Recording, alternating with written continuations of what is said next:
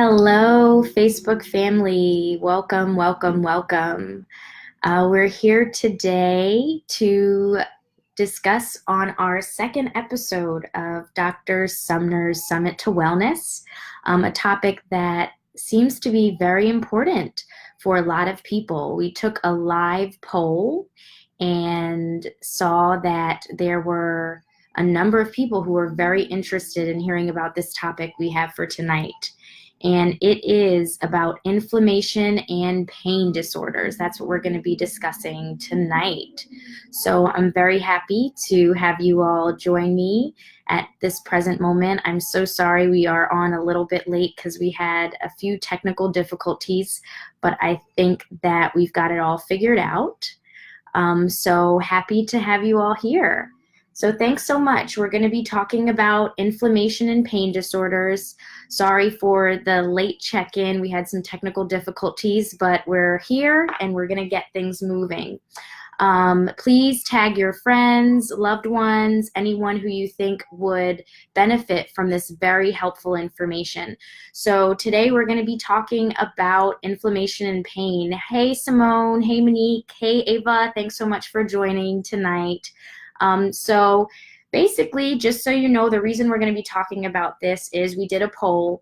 I asked about what information you guys really wanted to hear about, and inflammation and pain is apparently a very popular topic. A lot of people suffer from this. So we're going to be talking about what is inflammation, why does inflammation happen, and what can we do to detect it in our bodies, and then what can we actually do to treat it. So we're going to be talking about all of that tonight. Tag your friends, tag your loved ones, tag anyone that you think would benefit from this information. Thanks again for coming in. Sorry we're a little bit late tonight, a few technical difficulties, but I think we've got it all figured out. So great to have you guys here. For those of you who don't know me, I am Dr. Felicia Sumner. I'm a board-certified family medicine physician. I am dedicated to helping you and your communities get well. I'm not only dedicated to that, but I want you to learn about getting well. I want you to be empowered so you can advocate for yourself, to go into your doctor's appointments and know what's going on with your bodies, because we as doctors, we are experts when it comes to the human body overall, anatomy, physiology, biochemistry, all that fun stuff. But when it comes to your body, we are not experts at your body. You are the best advocate for your own body. So definitely my goal is to make sure that you know how to take care of your bodies and help educate those that you love in your communities. So thanks so much for joining. Hi, Jill. Hi, Kathy. Thanks so much for coming and joining us today. So basically, we're going to be talking about inflammation and pain disorders. Do me a favor. Throw me a waved hand or a thumbs up or say me if you or someone that deals with inflammation and chronic pain, or you know someone who deals with inflammation or chronic pain. So I see that, yes, there are a number of you who deal with that kind of thing. Basically, that feeling is sometimes if you wake up and you feel kind of stiff or pain in your neck, your shoulders, your back. Sometimes chronic inflammation is from headaches that you might feel. It could also be from, just these typical conditions that can cause chronic inflammations like fibromyalgia, gout, lupus, etc. So there are a lot of manifestations of chronic inflammation, and clearly that's something that a lot of you might be experiencing. Even low energy is a sign of chronic inflammation. I'm just going to tag a few folks who had begged for me to finally get started with these Facebook Lives and make sure that they come on in. Definitely tag your friends, tag your loved ones, anyone that you think would benefit from this information. But we're going to get started. So what is inflammation? Inflammation is your body's defense mechanism. So it's actually a good thing. In many cases, it's your body's natural defense to be able to release white blood cells into your blood or to the site of wherever your body has some damage And that's so your body can keep its own integrity, so it can heal, so you can feel better. So we see inflammation on a regular basis. If you stub your toe, or you step on a splinter, or you accidentally burn your hand on the stove, you will end up seeing signs of inflammation, right? That's when you get certain signs. So let me take a quick quiz. What do you guys think are some of the signs that your body will exhibit when you deal with inflammation? So like if you stubbed your toe or stepped on a splinter or something of that nature, comment for me. Let me know what you think are the signs of inflammation. So I'll give you just like a few seconds to think about it and comment and let me know what you tend to see if you have those experiences where you might see inflammation. So I'll give you a few hints I'll share with you. So basically, you'll have with inflammation, there are actually two types of inflammation. One is acute inflammation, and the other is chronic inflammation. And acute inflammation is the type of inflammation that I just mentioned, where you might hurt yourself. And so that will be manifested in a way that we're pretty familiar with. That will be redness, swelling, warmth, so it'll feel kind of hot in that area, and also pain. So this is just a little diagram of what acute inflammation will look like. Say like you stepped on a splinter, some harmful thing goes into your body, and that splinter's there. Now you took it out, but afterwards, within a couple minutes, sometimes hours, and on occasion it could be days later, you'll experience that pain, the swelling, warmth, redness. And that's when these white blood cells, they'll come and they'll enter into the site where you have this painful experience, something that messes with the integrity of your body, and inflammation will occur. So that's acute inflammation, and that's good inflammation. That's what your body needs to fight off infection, anything that messes with your body. But then there is chronic inflammation, and that is the not so good type. That's when it's very different from acute inflammation. This is more of an insidious kind of inflammation. It doesn't manifest in the same way as what we just talked about. It can manifest as joint pain. It can manifest as heart disease. It can manifest as acne. It can manifest in a lot of different ways, chronic inflammation. And chronic inflammation can last for months or even years, as opposed to acute inflammation, which would just be for a couple days in most cases. Like, for example, I had a close family member who had a really significant dental surgery, and his dentist said, you might feel pretty good now, but in about 3 or 4 days, you're going to feel pretty horrible. And that is along the lines of what happens when you have the inflammation sequence. In about 3 or 4 days, that's when things start to get swollen and red and painful and warm. Okay? So when you have that chronic inflammation, though, that is when your immune system has just contributed to a lot of long-standing issues that can end up leading to skin rashes, heart disease, arthritis, lupus, fibromyalgia, asthma, irritable bowel, chronic pain, dementia and depression, and the list goes on and on and on. And I apologize for my voice. I'm like all sinusy. FYI, it snowed today, and we haven't seen snow in 2 years because we just moved back up here from down south. So that was lovely. So I'm a little jealous of my folks who are south of the equator and west of here. But anyways, moving on.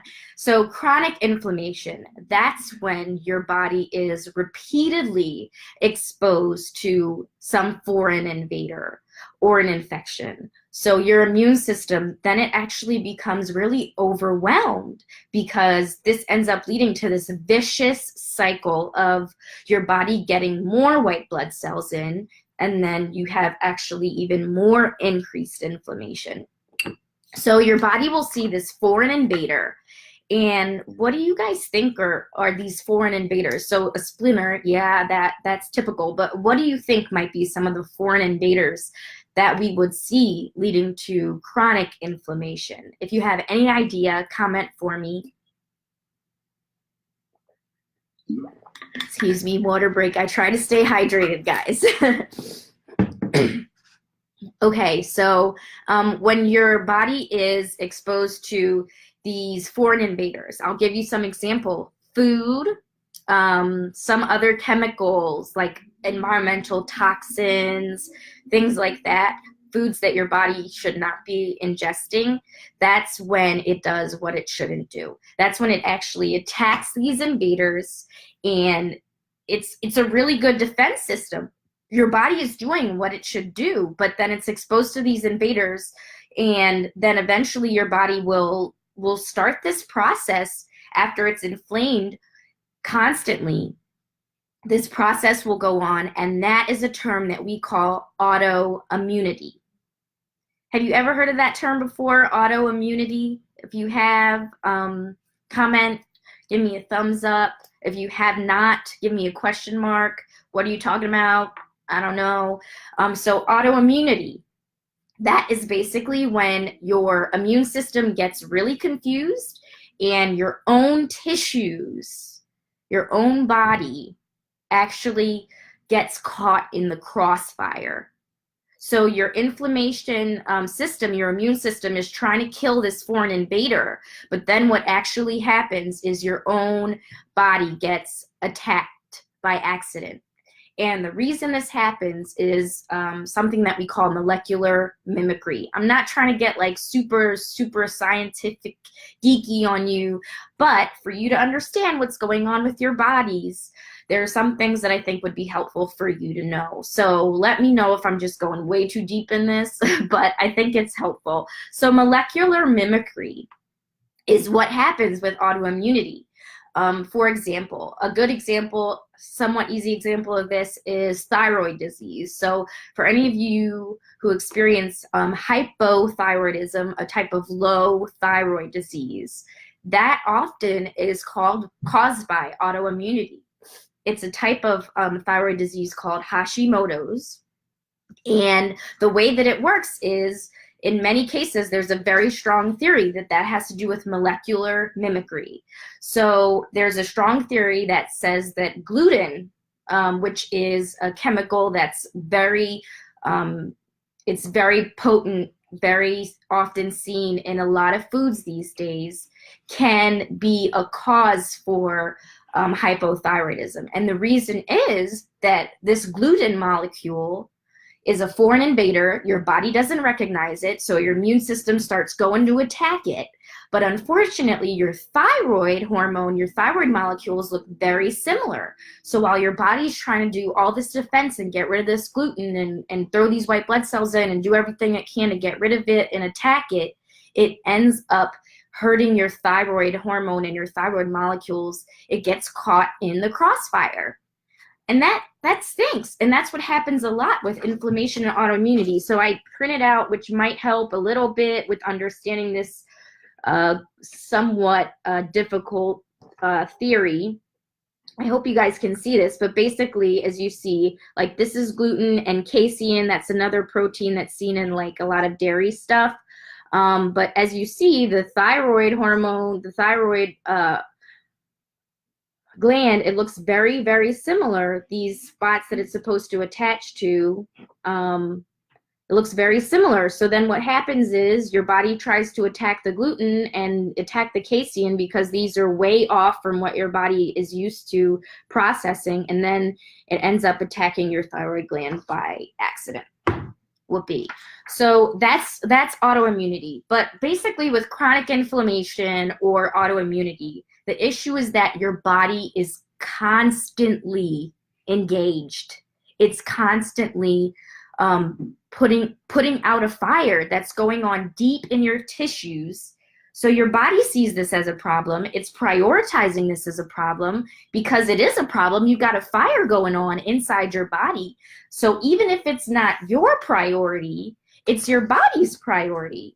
And so that'll lead to you having low energy. It'll lead to you having difficulty losing weight, having digestive issues until you address the underlying issue, which is the inflammation. Because your body is focused on this major thing. It's not going to focus on you losing weight. It's not going to focus on you feeling better. It's not going to focus on you focusing because your body is trying to put out fires. So every day, our body is literally, without you even knowing it, our body is in a state of emergency. That is what's going on with our bodies when we are dealing with inflammation. So what are these foreign invaders? Can anybody comment for me? I'm not sure if I'm seeing the comments. Here we go. Yeah, so as you guys have said, yeah, pain is definitely a manifestation of inflammation, like crazy. Lupus, for sure. So do me a favor. What do you think are some of these foreign invaders that we can see with inflammation? We talked about some foods, like processed foods that our bodies might not be used to dealing with. Comment for me. What do you think are some of these foreign invaders to our body?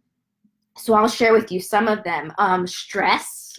So that's not like a foreign invader per se, but it does clearly cause a lot of, it causes a big cascade where you develop a lot of hormones and things of that nature that will certainly affect your immune system. Smoking, the chemicals that we see in tobacco, in cigarettes are very foreign to our body in most cases. Excess sugar, processed foods, good. Artificial sweeteners, so that is actually very foreign to our bodies in a lot of cases. Refined carbs like pastas, breads, cereals, crackers, those are foreign invaders. Food sensitivities, so if you might have an allergy to a specific food, then that will look foreign to your body. Like some people, they don't really react at all to gluten, and then there are other people who do, and that's when that whole attack happens. So if you're eating foods that you're sensitive to, dairy, yes, thank you, Ava. That's a biggie for a lot of people. So if you're eating foods that you're sensitive to and you don't know it, like lactose, for example, in African Americans, about 70% of African Americans are lactose intolerant. So you're exposing your body to foods that are rich in lactose and your body's trying to get rid of it. Then you are setting off your immune system to cause this chronic inflammation period. Gluten for a lot of people, especially people with autoimmune disease like lupus, fibromyalgia, of course, celiac disease, inflammatory bowel disease. Gluten is a big offender and invader for a lot of people. Your body's going to focus on healing those areas. Rather than doing other things that you want it to do, like lose some weight, like focus at work, like get some sleep. All of these things are going to be really hard for your body to focus on because it's in a state of emergency. So the good news, though, is that a lot of these things that I just mentioned, these are things that we can actually fix ourselves. So that's good. The common thread is that we're exposing our body to things that it can't process or it can't recognize. And so we're displaying these habits that are putting a lot of stress on our body over time. So we're putting out these little fires every single day. So let's recap a little bit. We've talked about so far what's inflammation. We talked about acute versus chronic inflammation. Acute inflammation is good. That's what we want our bodies to do. That's the way the good Lord made us. We stub our toe, we get the redness, swelling, pain, all that stuff. That's good. Then there's chronic inflammation. Not so good. That is when we deal with the trouble sleeping, with the joint pains, with the low energy, all these things that you guys have mentioned, the pain. So that is because when we have chronic inflammation, though, our body is putting out little fires every day, every minute of every day. We are in this state of emergency. So the question is, how can you tell if you are inflamed? So what are some of the symptoms of being inflamed? Some of you guys have mentioned pain. That's a biggie, biggie, biggie. Comment and let us know, what do you think are some of the symptoms of being inflamed? We talked about pain for sure. You'll have pain in your joints. You'll have pain in your muscles. Anyone else? Other symptoms could actually be, which some of us, we just don't think about, is sugar cravings or carb cravings. That is actually a very common symptom of chronic inflammation, like you always want chocolate outside of your menstrual cycle, or you always want sugar, or you eat all the kids' Halloween candy. That could be a sign of chronic inflammation. If you have a difficult time losing weight, or if you swelling, yes, you can have chronic inflammation that will lead to swelling of your joints, like in gout, or you can even have swelling of certain areas of your skin, like hives. That's often a manifestation of chronic inflammation, like skin rashes. If you have digestion issues like indigestion, diarrhea, constipation, bloating, gas, that could be a sign of chronic inflammation. If you have low energy levels, chronic aches and pains we talked about, these are all signs that your body is way too focused on putting out fires, and you can't deal with all the other stuff that you want your body to do.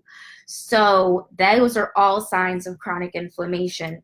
And outside of the obvious signs is when, your doctor diagnoses you with an inflammatory condition like lupus, fibromyalgia, inflammatory bowel disease, rheumatoid arthritis, osteoarthritis. So if you're diagnosed with an inflammatory condition, then you definitely have chronic inflammation. So outside of the symptoms that will show you have chronic inflammation, there are actually tests that we as doctors can do to see if our patients are inflamed. So I'll name for you 3 tests that I usually will draw for. And these are tests that you can draw in the blood. And great news is, if you're insured, usually it's even covered by your insurance.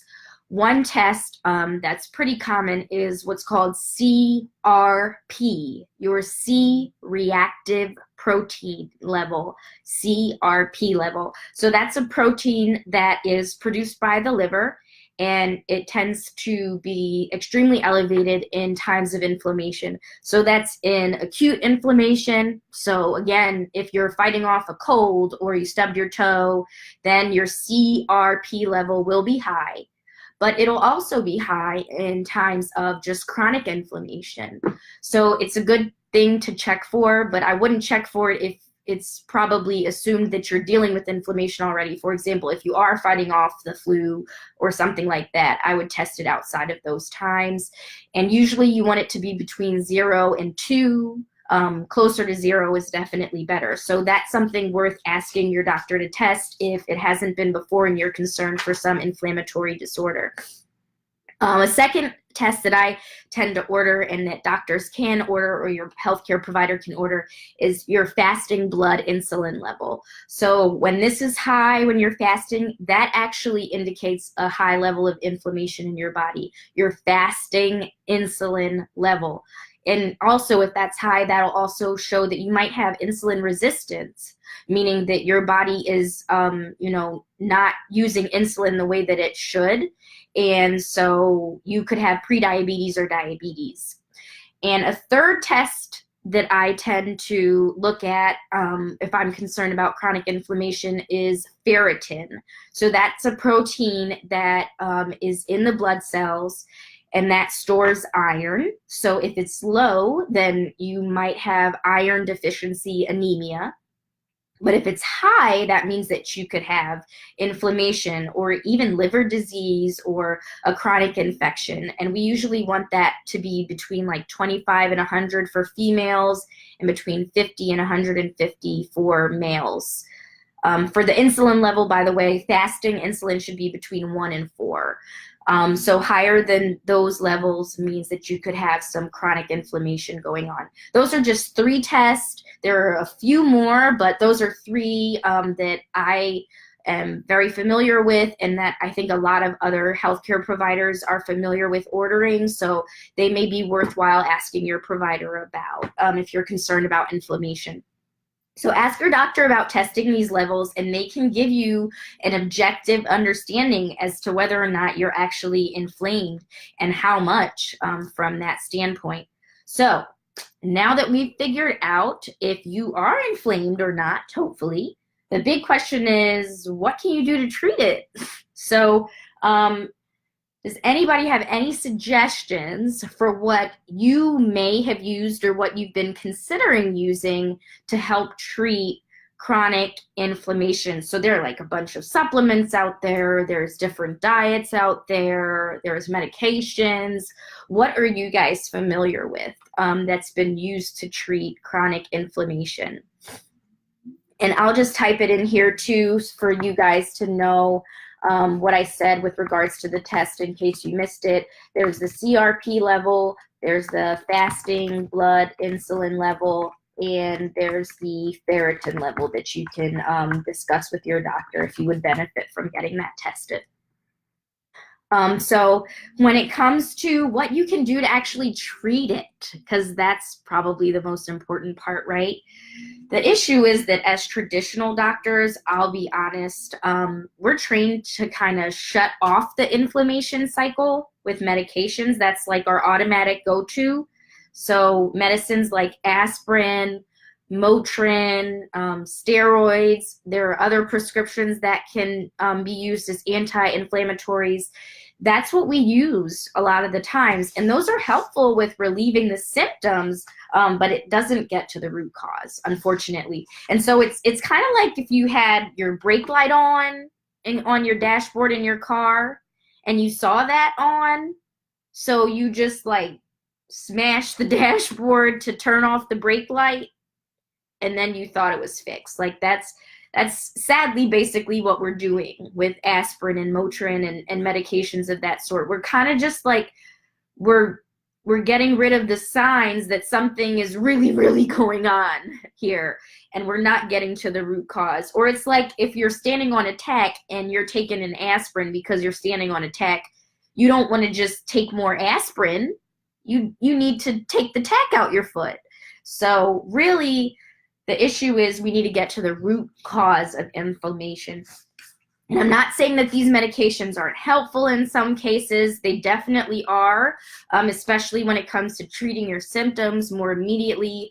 But the best way I would say to use these medications, ideally, is to kind of use them as a bridge while you and your healthcare provider are really searching for why you're inflamed in the first place, if that makes sense. Give me a thumbs up if that rings a bell with you, if that resonates with you, or give me a thumbs down if it don't. I don't know. So there are some supplements though, and foods out there that will actually act as a natural aspirin, and it will relieve symptoms, and it'll definitely help short-term and sometimes even long-term. So I'm going to mention some of those. Great, I'm seeing a lot of thumbs up, some people not so happy with what I had to say. I don't know. So yes, here Ava said she's using B12 shots for her joint pain, and they seem to be working. So probably a big cause of inflammation for you could be that you were deficient in B12. That definitely is a possibility. Naproxen, diet changes, yes. So those are great treatments when it comes to getting to treat inflammation. So the thing is, though, if you really want to cool down the inflammation in your body, you treat the fire, not the smoke. So you don't just get rid of the smoke, you get rid of the fire. So let's first start, though, with some natural ways to treat the smoke, because those can be a little bit more immediate. You can see some differences kind of right away. So I'm going to give you 5 ways that you can treat the smoke of inflammation, and then we'll discuss a few ways you can treat the fire. So method number 1 is exercise. exercise regularly. Get at least like 150 minutes of exercise a week. So that's typically, you know, about 30 minutes a day during the weekdays. That is actually a very good natural anti-inflammation method. So trying to get as much exercise as you can, it'll help rev up your immune system, get it smarter, so it's not just attacking just any old thing that's sitting in your body. Method number 2 is manage your stress. So we talked a little bit about stress at the last one, so the last broadcast. So I'm not going to like go crazy about that, but that's a biggie. So deep breathing, massage, all those things help to regulate your immune system as well and help treat chronic inflammation. Another way to help with getting rid of the smoke of chronic inflammation is a supplement, or I guess we'd call it more of like, yeah, I guess it would be a nutrient called turmeric. It's a spice. It's the yellow-orange spice, and curcumin. That's the one that's found in curry. If maybe some of you are familiar with that, it can be purchased as a supplement, like in a capsule form, or it can be purchased as an essential oil. You can even just use a lot of curry in your foods, but it's beneficial for a lot of areas, and especially pain and inflammation. That's a big one. I have a guy, a few patients, matter of fact, but one in particular that I remember, he would come in a walker. He had a lot of inflammatory conditions, and I'd recommend curcumin and turmeric to him, and within less than 2 months, he came in basically skipping into the room the next time I saw him, and it was amazing. And I've seen a lot of great stories and relief with that. So I am not paid to endorse anything, but I do have a particular brand that I've seen work well for folks. So if you would like that recommendation, just let me know and I'll try to get that to you. Method number 4 to help kill that smoke when it comes to inflammation is glucosamine and chondroitin, especially with another enzyme called hyaluronic acid. So those things together, they are really great for helping to rebuild the fluid that's in your joints, which we lose when we get older. So that's a great supplement. I've had a lot of people do very well with that too. So you can get it in a capsule form again. Some people drink bone broth because there's a lot of collagen from the animal in there. It has to be very pure, organic. Bone broth also, I mean, those things, they really do help. Depends on the kind of diet that you need to be on for your own health though. But keep in mind, some glucosamine products, they can be of harm possibly. Some glucosamine actually might contain shellfish. So if you have a shellfish allergy, definitely keep that in mind and speak to your doctor about that. And it can actually also interact with a blood thinner called warfarin or Coumadin, and also Tylenol. So, and another thing, it could even worsen asthma. So I'm saying all these to say, hey, I'm not your doctor unless I am. Then talk to your doctor. Talk to whoever your doctor is. Please don't take extra stuff, because even these things could be foreign to your body and you could have some interaction or side effect to it. So definitely talk with your doctor, but these things have been helpful. And number 5 way that you might be able to treat the smoke of chronic inflammation is with fish oil. High doses of high-dose fish oil, omega-3 fatty acids. They should also be high in what's called EPA. It should have at least 30% EPA. You should see that on the bottle. And you can also, so you can get it as a supplement. And I would recommend having like 2 grams, at least 2 grams twice a day for most conditions that you're trying to treat with inflammation.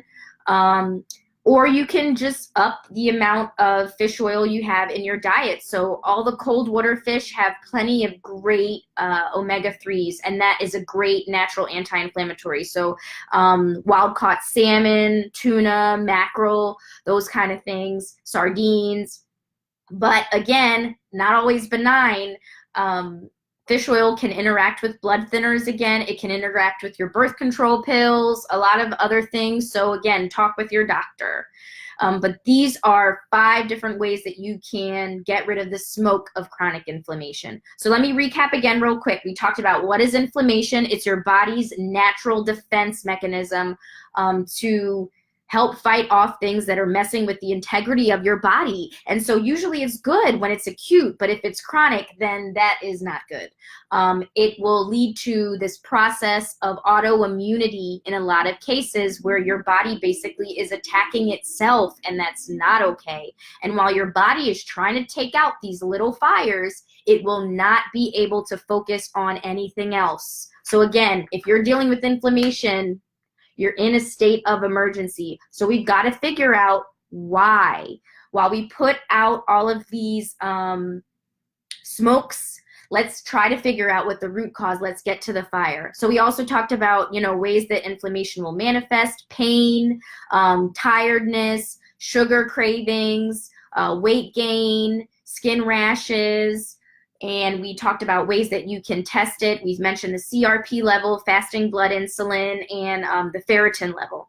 We talked about ways that you can get rid of the smoke of chronic inflammation. The fish oil, we talked about exercising, stress management, curcumin, turmeric, glucosamine. Now let's talk about the root cause. So the root cause of inflammation in a lot of cases, it usually is related to one of these things I'm going to hope to mention. I can't go through everything. I know I don't want to keep you guys on here for like 5 hours, and I would like to get to bed at some point too. So let's talk about it. Allergy, infection, some kind of toxin in the environment, your diet, or stress. Those are the biggies usually. That will be a root cause. It'll be the fire that you need to put out to get rid of this chronic inflammation. So what can we do to treat the fire? I'm going to name 3 ways for you that you can get to the root cause. And usually it's going to require some investigation with you and your healthcare provider. So you guys really have to work together. And these are some points that I would suggest discussing with them. Number 1, your diet. So let's work on first an anti-inflammatory diet. What does that mean? Somebody had mentioned diet changes before. Simone, you said, what is that? I'm not sure what you're talking about. So if you can clarify that for me, I'll try to answer that question for you before we are done.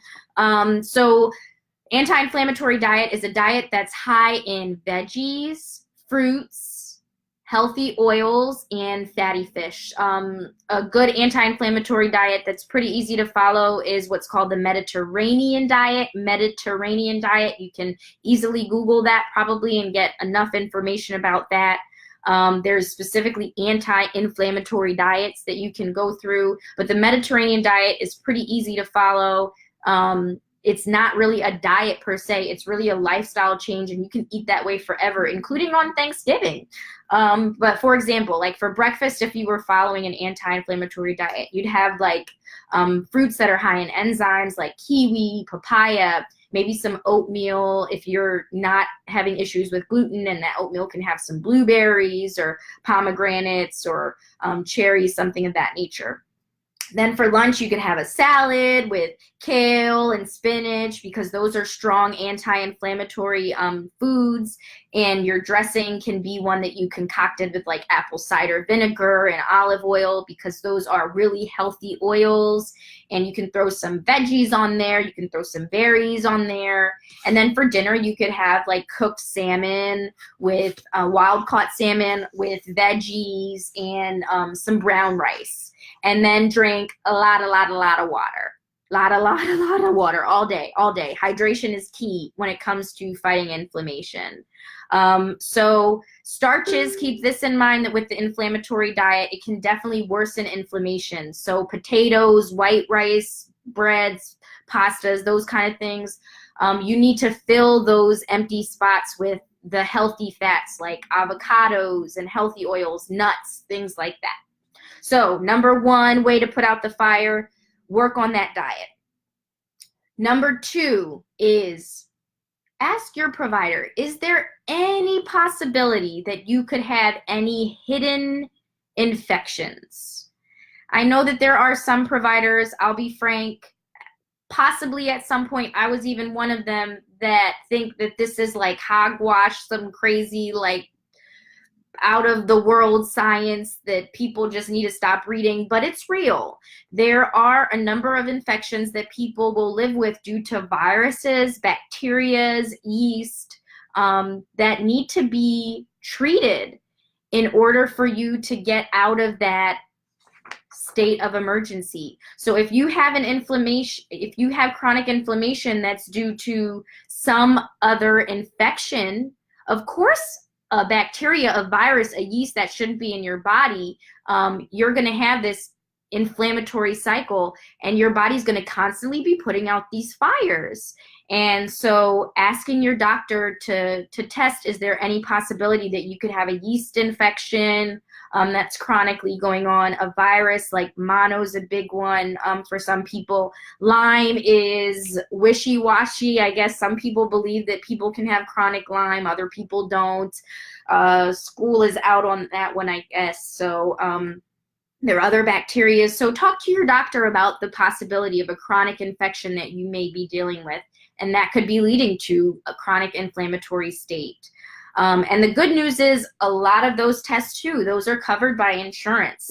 So just talk to your doctor about it. And method number 3 to get to the root cause to treat this fire that's causing inflammation is your triggers. Remove your triggers. And these are, for example, foods that you can be sensitive to. We talked about lactose for a lot of African Americans, dairy. That can, there's a protein in it called casein that, again, your body is not familiar with. It really isn't. And it'll constantly attack the casein protein, and then on top of it also end up again attacking other parts of your body that it shouldn't. And this is of interest, I guess. Casein, it's actually a very similar molecule in structure to heroin. So it's no wonder that a lot of people really love cheese. A lot of people are like addicted to cheese, and that is actually because it is very, very similar to heroin. Your body will have a similar reaction because of its similarity in molecular structure that it would to a very addictive drug. So how about that? Anyways, that's a little bit off, but foods you're sensitive to, lactose. Could you have celiac disease? Should you be tested to see if you are allergic to gluten? So these are blood tests that any doctor can do. And they can also test if you have other more specific allergies to nuts, to milk, to other toxins like different trees, etc. And those are what's called an IgG, goat, G is in goat test, IgG, food sensitivity panel that a lot of times your traditional provider can test for and figure out what you're exposing yourself to that you really need to eliminate from your diet, from your exposure, so that you're not in this chronic state of emergency. Or you can even try, there's something called the Ultra Simple Diet. You can Google that or find it on Amazon. There's a book about it, and that's a diet that's used to eliminate most food allergens. So if you want to just go gung-ho and just get rid of everything that could possibly be doing this to your body, you can do that. But that can be a task for a lot of people. It might be easier just as your doctor, what am I allergic to? Please help me. Help me, help you, help me. So definitely, those are the 3 things that I would suggest to be able to get rid of the fire, get to the root cause of your inflammation. Could you have an infection? Could you have a trigger? And change your diet. So let's recap again. We talked about what's inflammation. That's your body's natural defense mechanism to be able to keep the integrity of your body intact. But there's acute inflammation. That's great. That helps if you stub your toe, burn your hand on the stove. But then there's chronic inflammation, when your body's exposed to some foreign invader and it has to go on defense. And when it's on defense constantly, eventually it could even lead to autoimmunity. And that means that your body is basically attacking itself every single day, every minute of the day. and your body is dealing with putting out little fires all the time, your body is in a state of emergency. And if you have autoimmunity, how can you tell if you are in chronic inflammation? We talked about symptoms like pain, rashes, feeling super tired, difficulty with weight gain, indigestion, the test that you can take if you talk with your doctor about it, and what do we do to treat it? We talked about ways to put out smoke, and we also talked about ways to put out the fire. Don't just knock the brake light off of your dashboard and say that your brakes are fixed, because they ain't. So hopefully that was helpful information for all of you guys. I always go longer than I plan to, but I swear to you, very, very soon, I'm not going to go over the 30-minute mark, but I hope that for those of you who stuck around, it was helpful. I'm going to give you guys a little bit of time for us to go over some questions. I'm going to try to skim through here and ask me if you need clarification on any of the points that we made, but I do hope it was helpful. Was it helpful? Give me thumbs up, comment below, let me know.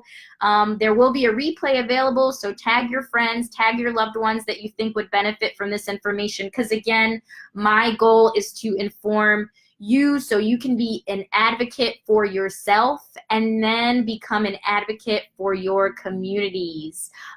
We are experts, we try to be, us doctors, at the human body, but we are not experts at your body. So you got to figure out some of this stuff yourself and help us help you, please. So great, it seems like it was helpful for a lot of you guys. Let me see with regards to questions here.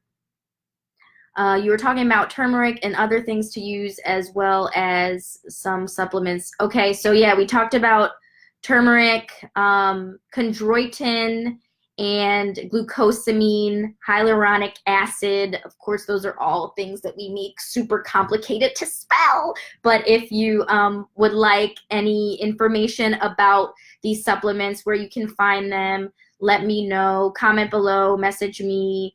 And I will let you know what recommendations I have with regards to my experience and personally and with patients. I do not get paid for any of this stuff, but if it could help you, then I'd be happy to share it with you. And it looks like there were not any other questions at this time. So again, thank you so much for joining me. It's really been fun. I'm going to try to do this more regularly for sure. There were a lot of distractors along the way that stopped me from getting it done the past week or two, but I will be back. Next week, Thursday, is Thanksgiving, so I might try to do a live on Wednesday night. And I might even have a special guest for you, so be sure to tune in. And yeah, it's been a lot of fun, guys. Thanks so much again. I'm Dr. Felicia Sumner. I'm your board-certified family medicine physician dedicated to helping you and your communities get well and learn about how to get well. Learn about how to take care of your own bodies so we can help you. Thank you so much and have a beautiful night. Take care.